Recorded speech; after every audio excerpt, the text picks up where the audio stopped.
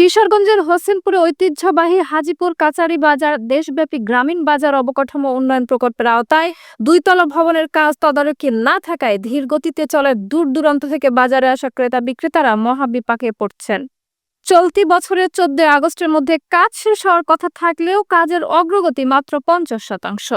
বাজার ব্যবসায়ীদের দাবি এলজিডির গাফেলতি ও তদারকির অভাবে এমন কারণ।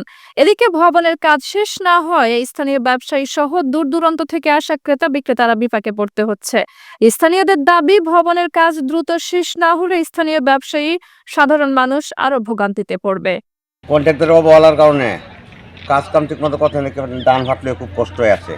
দীর্ঘ এই কাজ আনুমানিক 9 থেকে 10 মাস চলছে কাজ, কিন্তু আজকে প্রায় 4 মাস যাবৎ এই কাজ বন্ধ।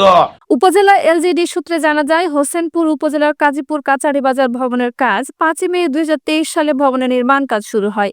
তবে দ্বিতীয় তলার কাজ সমাপ্তি করে 63/1 সড়কে ব্যবসায়ীদের তালিকা মোতাবেক বুঝিয়ে দেওয়ার কথা রয়েছে।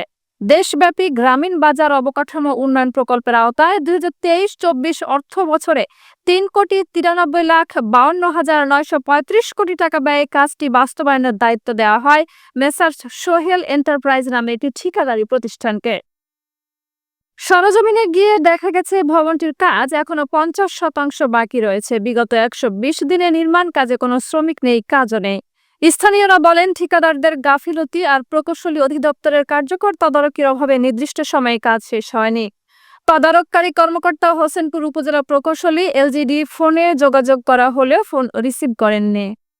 তবে এ ব্যাপারে উপজেলা নির্বাহী অফিসার কাজী নাহিদ ইভার সাথে যোগাযোগ করা হলে তিনি জানান, এই কাজ আপাতত স্থগিত রয়েছে।